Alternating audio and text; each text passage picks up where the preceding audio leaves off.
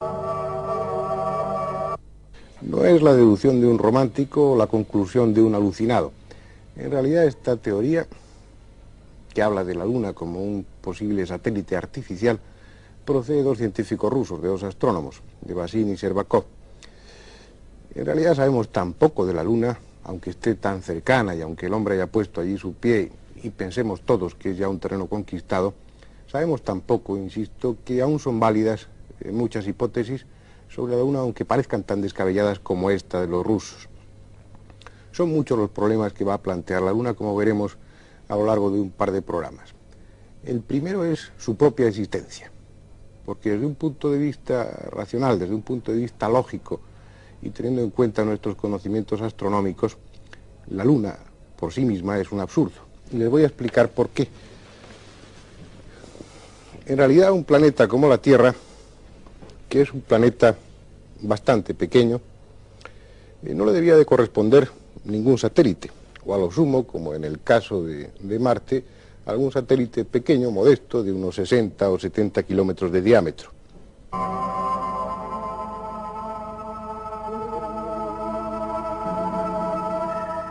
Sin embargo, en torno a la Tierra está girando un gigante, un monstruo de 3.473 kilómetros de diámetro, hasta tal punto que al conjunto Tierra-Luna se le llama sistema planetario doble. Hay pues tres posibilidades, únicamente tres formas de explicar la existencia de la Luna. La primera sería que la Luna fuera una parte de la propia Tierra que en un momento determinado, por una serie de condiciones, se hubiera desprendido y se hubiera puesto en órbita alrededor de la Tierra. Esta es una hipótesis que dio en 1880 el hijo de Darwin, el célebre antropólogo. Es una teoría en la que ya nadie cree. No es posible explicarla desde un punto de vista astronómico y durante una serie de decenios sirvió, pero hoy en día, por lo que sabemos de la dinámica del universo, no es explicable. Cabe otra posibilidad, y es que la Luna y la Tierra procedan de una misma nube de polvo cósmico, que se condensara en dos masas. Sin embargo, hay una serie de inconvenientes para aceptar esto. Por un lado está la baja densidad de la Luna, que es aproximadamente un 60% de la densidad de la Tierra. Y por otra parte está el material que se ha traído allí, el material que se ha traído de la Luna y que se ha comenzado a estudiar. Un material que habla de una naturaleza, de una composición totalmente distinta, o al menos muy diferente a la composición no solamente de la Tierra, sino del resto del sistema solar.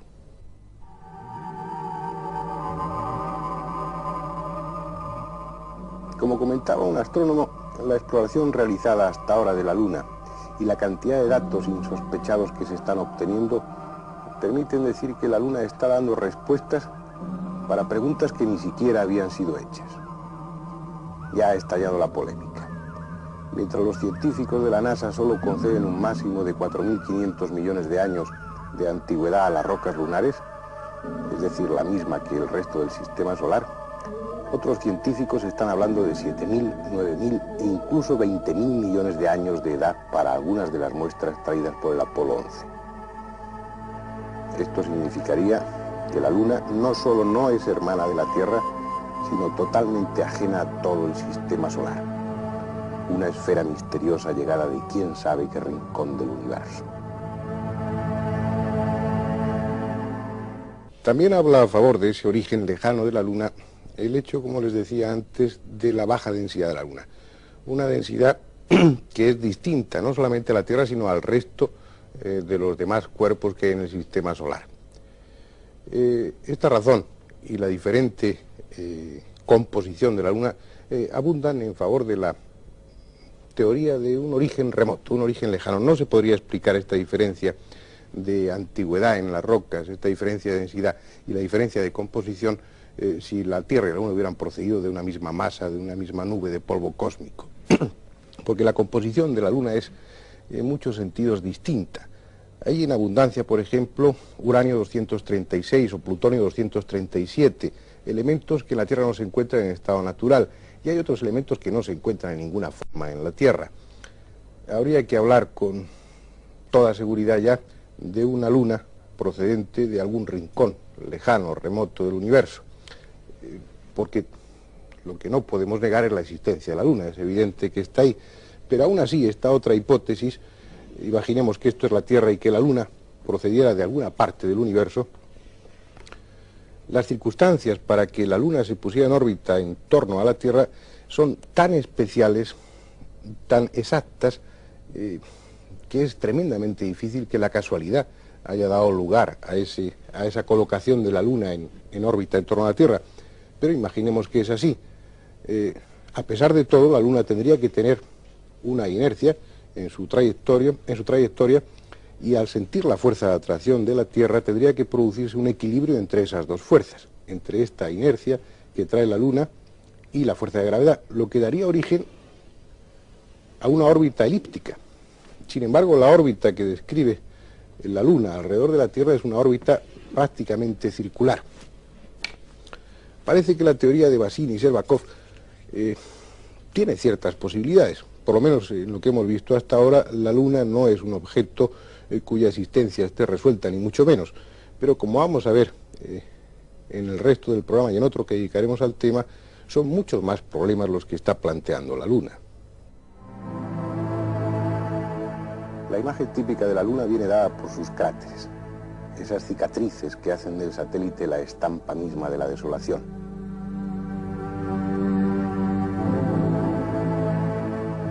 Y esos cráteres, tan conocidos, tan estudiados, son, a pesar de todo, un misterio. En primer lugar, habría que preguntarse por qué son tantos. La Luna ofrece una imagen erosionada, una especie de queso de Gruyère del espacio, un queso gigantesco. Sin embargo, en la Luna tenemos muy pocos de estos cráteres. En la Tierra, perdón. Habría una explicación. En la Luna no existe atmósfera, y entonces los meteoritos caen libremente con toda su fuerza y por eso abren tantos cráteres. Sin embargo, en la Tierra, la atmósfera formaría como una especie de pantalla protectora y los meteoritos se desintegran realmente al roce de la atmósfera. Al no poder traspasar esa cubierta protectora, llegan desintegrados al suelo o han perdido mucho de su masa y prácticamente no abren cráteres. Esto sería explicable para los meteoritos de pequeño tamaño. Sin embargo, en la Luna hay centenares de cráteres que hablan de meteoritos de millones de toneladas. Meteoritos que, de haber caído en la Tierra, a pesar de esa cubierta protectora de esa atmósfera, habrían abierto también enormes cráteres, porque habrían perdido muy poco de su masa, muy poco relativamente de su masa, y llegarían aún así con un enorme tamaño a la Tierra y abrirían tremendos cráteres. Eso no sucede en la Tierra. Tenemos 4 o 5 cráteres apenas de tamaño grande, y sin embargo en la Luna son centenares. Esa es una cuestión, pero hay más problemas en torno a los cráteres. Por ejemplo, se preguntan ustedes por qué estos cráteres que tienen tamaños tan grandes, sin embargo son tan poco profundos. Muchos de estos cráteres miden más de 100 kilómetros de diámetro. Esta sería la superficie de la Luna. Estas serían las paredes del cráter. Visto desde arriba tendría esta forma aproximadamente. Llama la atención un hecho, que a pesar de tener un diámetro, estos cráteres de más de 100 kilómetros, y que en teoría, o al menos en lo que sabemos de dinámica y de las tremendas fuerzas que se liberan con el impacto de estos meteoritos, debiera corresponder a una profundidad de al menos de 20 o 25 kilómetros. Sin embargo, la profundidad que tienen estos cráteres, a pesar de su enorme diámetro, no suele por lo general rebasar los 4,5 kilómetros, y eso contando desde los vértices de estos cráteres, desde las aristas. Y además, si ustedes se dan cuenta, el fondo de los cráteres sigue la curvatura de la superficie de la Luna. No tiene una forma cóncava, sino que es una forma convexa. Explicación. Hay una que es lógica. El tremendo impacto provocaría una rotura de la corteza, unas grietas por las que saldría lava del interior caliente, y esa lava sería la que cubriría el fondo de ese cráter.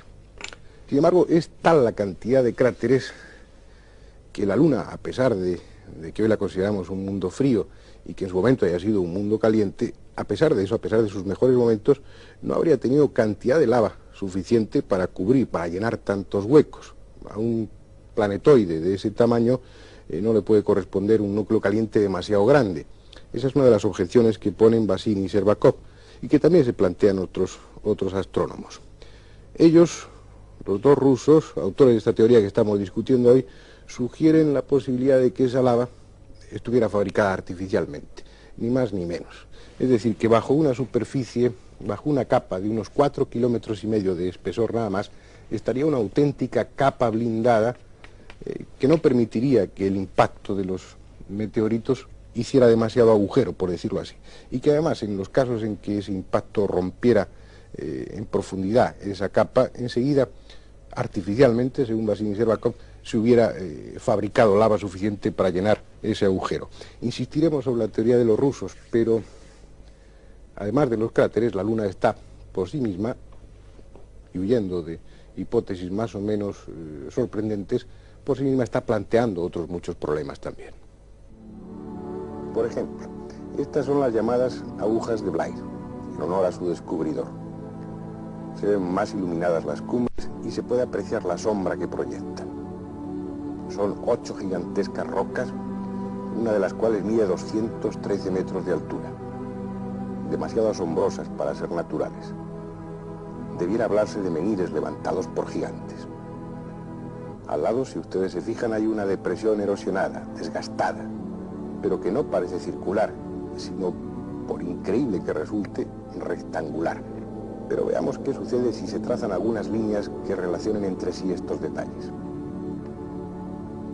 Resulta que estas agujas, que estos menhires están dispuestos geométricamente y que, como ha dicho Peter Colosimo, eso es más absurdo desde un punto de vista natural que darle una tiza a un mono y que éste desarrolle el teorema de Pitágoras por casualidad. Las columnas de Blair son inexplicables por vía natural, pero están ahí, al igual que esa depresión rectangular que veremos más ampliada. Está en el fondo mismo del circo Goclenius, y por más vueltas que le demos, no puede atribuirse a causas naturales. La naturaleza no hace agujeros rectangulares de ese tamaño. Así pues, está hecho por alguien, aunque el tiempo transcurrido sea mucho, suficiente para borrar en parte sus contornos. No podemos esperar respuesta de la ciencia porque no la hay. Los astrónomos, los geólogos, lo único que pueden hacer es expresar su perplejidad. Habría que ir allí, donde están las cúspides o las columnas de Blair, como ustedes quieran llamarlo, donde está esa depresión rectangular, y excavar. Es lo primero que se haría si esos documentos aéreos se hubieran obtenido de una zona de la Tierra. Allí se habrían ido los arqueólogos y habrían comenzado a excavar. Habrá que esperar el momento en que en la Luna se pueda hacer lo mismo para dar una respuesta al enigma que plantean las columnas de Blair. Pero lo realmente importante, lo realmente misterioso en torno a la Luna está planteado no en su superficie, sino en su interior, al menos si hemos de hacer caso a la teoría de Bassin y Shcherbakov. Según ellos, la Luna tendría que estar hueca, y lo curioso es que la Luna se comporta como si estuviera hueca. Por una parte está lo que decíamos antes, su baja densidad, apenas un 60% de la densidad de la Tierra, y una densidad que está muy por debajo de la densidad del resto de los cuerpos que hay en el sistema solar. Por un lado eso, pero por otro lado se da la circunstancia de que, por lo que hemos analizado de las muestras traídas por los astronautas, la composición de la Luna es una composición tan pesada, al menos como la de la Tierra. Los elementos que hay tienen un peso específico, tienen unas características similares en cuanto a peso a las terrestres. Ya hemos visto que eran distintos, que había elementos que aquí no se encuentran en estado natural, pero sí suficientemente pesados. Si la Luna tiene una densidad de solo un 60% respecto a la terrestre, y los elementos que la componen son elementos pesados, la única conclusión que queda es que la Luna es hueca. Pero, como les decía antes, lo curioso es que la Luna responde, como ahora veremos, como si fuera exactamente hueca.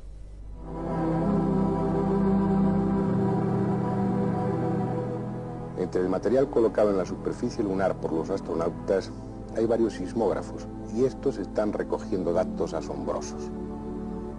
Cuando un objeto suficientemente pesado se estrella sobre la superficie, la Luna está vibrando durante horas incluso. Es decir, las ondas no son absorbidas